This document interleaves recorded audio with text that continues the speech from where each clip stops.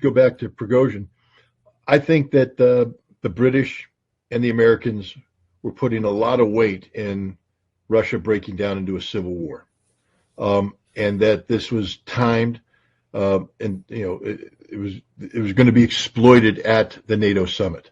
That this was going to be the thing that got NATO all excited again about doubling down on supporting Ukraine, bringing an end to this conflict, etc. That didn't happen, and now NATO is stuck with this failed policy, this horrible policy that there's no way out.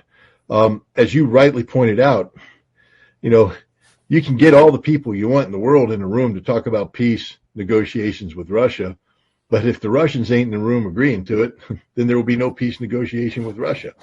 And so that's where I think that this NATO summit is going to be an exercise in frustration for them, because they don't want to admit that they've been beaten.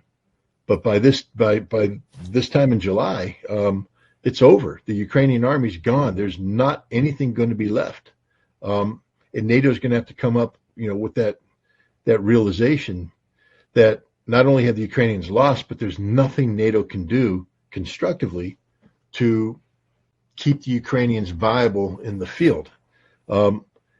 Germany's talking about more tanks, but they're not going to show up until 2024. We don't even know when the first M1 Abrams is going to show up. August, September, October.